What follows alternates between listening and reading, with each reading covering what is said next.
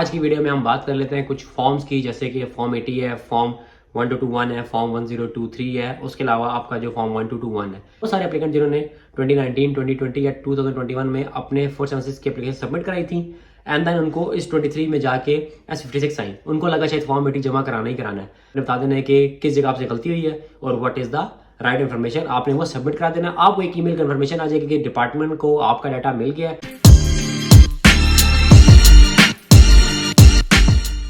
Hello, welcome and अस्सलाम वालेकुम। उम्मीद है कि आप सब खैरियत से होंगे। Welcome back to another video. आज की वीडियो में हम बात कर लेते हैं कुछ फॉर्म्स की, जैसे कि फॉर्म 80 है, फॉर्म 1221 है, फॉर्म 1023 है। ये क्या फॉर्म्स हैं, क्यों ये फॉर्म चाहिए होते हैं। फिर लोगों में एक ट्रेंड बहुत देखा जा रहा है, जिन लोगों ने 2019, 2020, 2021 में अप्लाई किया था उनको लेटर ऑन S56 की रिक्वेस्ट आई हैं। उनको एक आ गया कि आप फॉर्म 80 जमा कराएं, आप फॉर्म 1221 जमा कराएं। फिर कुछ लोगों से कुछ डाटा एंट्री में मसले हुए तो उन्होंने कहा कि हम उसको किस तरह रेक्टिफाई कर सकते हैं, उसके लिए कोई फॉर्म जो होम अफेयर्स ने दिया हुआ है। उसके अलावा अगर आपके सर्कमस्टांसेस चेंज होते हैं, फॉर एग्जांपल आपकी जॉब स्विच हुई है या फिर आपकी फैमिली में birth of a new born हुई है, तो आपने वो चीज़ें किस तरह होम अफेयर्स को बतानी है। क्योंकि होम अफेयर्स ये कहता है कि जब आपने वीज़ा सबमिट करा दी है तब से लेके वीज़े का डिसीजन तक, इसके बीच में अगर कोई भी चीज़ चेंज हुई है, ये आपके ऊपर है कि आपने हमें इन्फॉर्म करना है। अगर आप हमें इन्फॉर्म नहीं करेंगे, रिटर्न हमने वो पता लग गया या हमें उस चीज़ का आइडिया हो गया कि आपने चीज़ हमसे छुपाई है, तो definitely that will have consequences. तो इस चीज़ के लिए उन्होंने डिफरेंट फॉर्म्स बनाए हैं।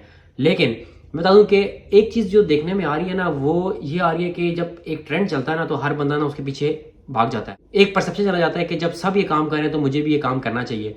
ये बात मैं अपनी ऑलरेडी उस वीडियो में बता चुका हूँ जहाँ पे प्रोटेक्टर स्टैम्प की बात आई थी। देखिए, प्रोटेक्टर स्टैम्प एक चीज़ है जो आपको लगवानी है अगर आपकी ओवरसीज जॉब है। जो लोग मोस्टली वर्क वीजे पे मिडल ईस्ट, दुबई, ओमान, सऊदीया वगैरह जाते हैं, तो उनके लिए प्रोटेक्टर स्टैम्प बनी है। इट्स सॉर्ट ऑफ आपका इंश्योरेंस है जो आपकी गवर्नमेंट ऑफ पाकिस्तान करती है कि अगर अल्लाह ना करे बंदे को कुछ हो गया तो वी विल पे, या हम उसकी जो कॉस्ट है वो कवर करेंगे। लेकिन इस चीज़ को इंप्लीमेंट किया गया 476। अब जब ग्रांट होना शुरू हुए तो जो शुरू में जो लोग थे जिन्होंने ट्रैवल किया, उन्होंने क्या किया, उन्होंने कहा यार प्रोटेक्टर स्टैम्प जाके लगवा लेते हैं। उसका नुकसान क्या हुआ, उन्होंने लगवाना शुरू की। अब पता लग गया डिपार्टमेंट्स को कि अच्छा ये एक वीज़ा निकला है, इसके ऊपर लोग लगवा रहे हैं तो हम इसको इम्पोज करते हैं। जबकि अगर आप उसकी कंडीशन जाके देखेंगे तो आपके पास जॉब होनी चाहिए, जो कि 476 वीज़ा होल्डर के पास नहीं होती। बहरहाल एक फ्लो बना, हर बंदे ने वो वीज़ा अप्लाई किया, फिर जब वीज़ा ग्रांट हुआ तो हर बंदे ने स्टैंप लगवाना शुरू की। तो मसला वहाँ आया जिन लोगों ने स्टैंप्स नहीं लगवाई थी। तो उस मसले से बचने के लिए मैंने उस टाइम भी रिकमेंड किया था कि देखें जो फैक्ट है या जो एक्चुअल चीज़ है ना, हमें चाहिए कि हम वो डिपार्टमेंट्स को बताएं। देखिए, लड़ाई की बात नहीं है। इट्स लाइक आप उनसे सिर्फ बैठ के बात करें। आप जा रहे हैं, मुझे पता है लास्ट मोमेंट पर कहते हैं जी आप बोर्ड नहीं कर सकते, आपको हम फ्लाइट आप रीस्केड्यूल करा लें, हम आपको जाने नहीं देंगे। तो वो चीज़ें ऐसी होती हैं कि, और वो टाइम ऐसा होता है कि आप जो है वो बहस में उलझते नहीं, आप कहते हैं यार जान छुड़ाओ, मैं अपनी जान छुड़ाऊँ और अपना काम करूँ। लेकिन अगर हम नहीं बोलेंगे या जिस वजह से हम नहीं बोलते तो हम ये चीज़ सफ़र कर रहे हैं, ये कहीं और नहीं होता। तो सिर्फ और सिर्फ पाकिस्तान से आ रहे हैं ये प्रोटेक्टर स्टैम्प वही लगवा के आ रहे हैं। बाकी मुल्कों के हो सकता है डिफरेंट कंडीशंस हों, लेकिन इस तरह की कोई कंडीशन नहीं है जिसमें लिखा हो कि जी आपका वीज़ा है और आपको जॉब ऑफर हो गई है तो आपको लगवा के जाना है, जबकि इस वीज़े के ऊपर जॉब आपके पास है ही नहीं। तो technically you are not meeting the requirements, इसीलिए आपको प्रोटेक्टर स्टैम्प नहीं लगवानी चाहिए। खैर, coming back to the topic, अब ये फॉर्म 80 और फॉर्म 1221 की बात कर लेते हैं। फॉर्म 80 बेसिकली क्या है, जो आप ऑनलाइन एप्लीकेशन फिल करते हैं, क्योंकि मैं इनकरेज कर रहा हूँ लोगों को कि आप खुद एप्लीकेशन फिल करें और खुद सबमिट करें डिपार्टमेंट को, और 100% जेन्युइन डाटा, इन्फॉर्मेशन और डॉक्यूमेंट्स आप सबमिट कराएं। क्योंकि अगर आप डेफिनेटली कोई चीज़ ऊपर नीचे करने की कोशिश करेंगे तो डिपार्टमेंट सुनो लेटर आपको पकड़ लेगा, उसका फायदा नहीं है। झूठ बोल के कोई चीज़ हासिल करने का कोई मकसद नहीं है। अच्छा, अब आपने जमा करा दिया, form 80 is technically that application form, लेकिन ये आपने फिल करना होता है बैठ के, और फिर इसमें आपका थोड़ा सा मोर कॉम्प्रिहेंसिव है या ज़्यादा एलेबोरेटिव है। तो उसमें क्या होता है, आपका टाइम ज़्यादा लगता है। डेफिनेटली ये फॉर्म है, अगर मैं रफली बात करूँ तो 19 पेजों का फॉर्म है। आप वहाँ पर कंप्यूटर बैठे एप्लीकेशन फिल कर रहे हैं, दैट इज़ ईजी।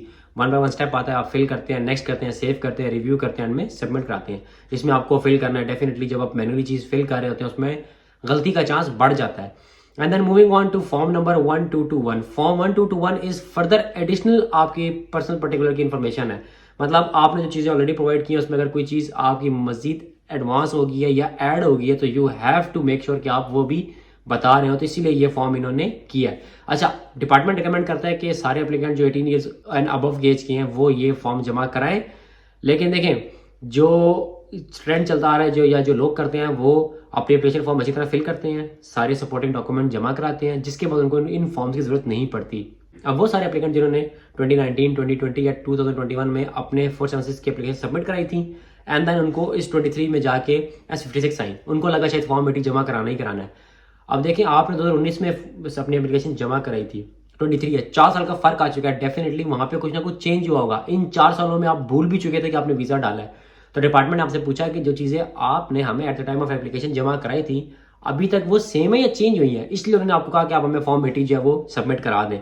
अब इसकी देखा देखी क्या हुआ, जिन लोगों ने 2022 या 2023 में वीजा लॉन्च किए उन्होंने कहा कि जी ये कंपलसरी है, हम भी जमा कराते हैं।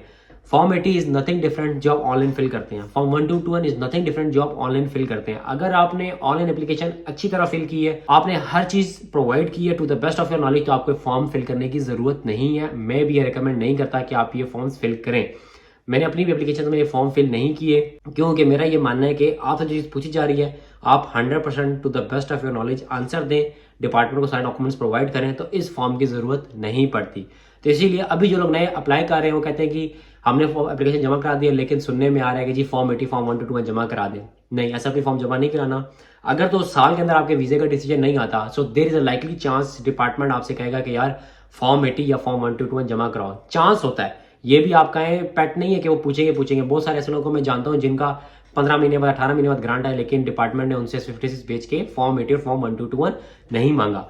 नो, अब चलते हैं उस तरफ। फॉर एग्जांपल अगर आपने एप्लीकेशन फिल किया, आपने उस टाइम सबमिट करा दिया और लेटर ऑन आपको रियलाइज हुआ कि यार आपके जो है ना कोई मिस्टेक हो गया, लाइक आपका नाम गलत एंटर हो गया, पासपोर्ट नंबर गलत हो गया, एड्रेस गलत एंटर हो गया, या फिर आपकी इंप्लॉयमेंट डिटेल्स गलत एंटर हो गई, या अगर इसमें से कोई भी चीज गलत एंटर है तो how I can rectify that rather than going to the agent? Simple form है which is 1023 notification of incorrect answers.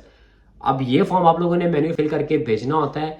अगर तो आप लोग ऑन शोर है तो ये चीज़ आसान है, लेकिन अगर आप लोग ऑफ शोर है तो आप जब अपनी ईमेल अकाउंट में जाएंगे ना, तो वहाँ पे ना जहाँ पे आपकी एप्लीकेशन आ रही होती है टॉप राइट कॉर्नर में आपको ना वहाँ पे सारी इन्फॉर्मेशन आ रही होती है कि नोटिफिकेशन ऑफ इनकरेक्ट आंसर्स या फिर notification of change of circumstances. तो वहां पे आपने ये फिल करना है। बेसिकली ये फॉर्म मैन्युअली आप फिल करके यहाँ से बाय पोस्ट भेजें या वो फॉर्म ऑनलाइन फिल करें। दोनों तरीकों में जो आपकी इन्फॉर्मेशन है वो डिपार्टमेंट को चली जाती है। हाईली रिकमेंडेड वे कौन सा है, आप अपने ईमेल अकाउंट में जाएं, वहां जाके काम करें। वहां पे आपने फॉर्म ओपन कर लेना है, वहां पे आपने बता देना है कि किस जगह आपसे गलती हुई है और what is the right information, आपने वो सबमिट करा देना। आपको एक ईमेल कन्फर्मेशन आ जाएगी कि डिपार्टमेंट को आपका डाटा मिल गया है और डिपार्टमेंट ये जो है ना with in 24 to 48 hours update कर देगा। तो आपका ये वाला भी मसला हल होगा कि अगर कोई चीज़ गलत आपने एंटर किया तो हाउ टू रेक्टिफाई दैट। अब बात आ जाती है notification of change in circumstances. अगर तो कोई चीज़ चेंज हुई है, लाइक आपका एड्रेस चेंज हो गया है, आपकी एजुकेशन डिटेल चेंज हो चुकी हैं, या फिर फर्दर आपने एम्प्लॉयमेंट चेंज की है, तो आपने डिपार्टमेंट को कैसे नोटिफाई करना है। इसके लिए भी जो ऑनलाइन अकाउंट है, अगर आपकी एप्लीकेशन ऑलरेडी इन प्रोग्रेस है तो अपने notification of changes in circumstances वाले फॉर्म पे क्लिक करना है, like you have done in case of incorrect answers. वो फॉर्म ओपन करना है, बताना है कि पहले मैंने क्या इन्फॉर्मेशन दी थी। फॉर एग्जांपल एम्प्लॉयमेंट है, एग्जांपल देता हूँ कि मैं पहले इस कंपनी में जॉब कर रहा था, अब मेरी कंपनी चेंज हो गई है, पुरानी जॉब मेरी जो खत्म हुई है, नई जॉब रिजेक्ट से स्टार्ट हो गई है, so this is what I want to tell to department. तो ये चीज़ होगी। और अगर आपने मैनुअली फिल करना है तो दैट इज फॉर्म 1022। ये फॉर्म आपने फिल करना है, फिल करके बाय पोस्ट सबमिट करा देना है, डिपार्टमेंट को पहुंचेगा। पोस्ट रिकमेंडेड या इंकरेज नहीं किया जाता, बिकॉज आपको होता है पेपर वर्क इन्वॉल्व है, जाएगा वो मैनुअली देखेंगे, खोलेंगे, फिर ये आपके डिपेंड करता है ह्यूमन के ऊपर। डेफिनेटली जब पोस्ट जाएंगी, अच्छी खासी पोस्ट आई होती है इनके पास, ये खोलेंगे, देखेंगे, फिर एप्लीकेशन आपकी जो ट्रांजेक्शन आईडी उससे मैच करेंगे, फिर अपडेट करेंगे। जबकि अगर आप ऑनलाइन फिल कर देंगे तो वो with in 24 to 48 hours submit हो जाएगा। सो ये वो 4 फॉर्म्स है जो आप अपनी हर एप्लीकेशन में यूज कर सकते हैं अगर आपको जरूरत पड़े। फॉर्म 80 फॉर्म 1221 मैं रिकमेंड नहीं करूंगा। अगर आपने सारी इन्फॉर्मेशन एक्यूरेट दी है और आपने सारे डॉक्यूमेंट जेन्युइन और 100% to the best of your knowledge जमा कराए हैं तो आपको इन 2 फॉर्म की जरूरत नहीं पड़ेगी।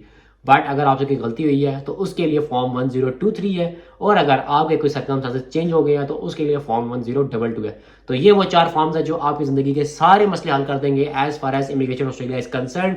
सो आई होप मेरी इस वीडियो से बहुत सारे लोगों की बहुत सारी क्वेरीज जो है वो आंसर हो चुके होंगे और बहुत सारे लोगों के जो मसले हैं वो हल हो जाएंगे। मिलते हैं अगली वीडियो में। टिल देन टेक केयर, अल्लाह हाफिज।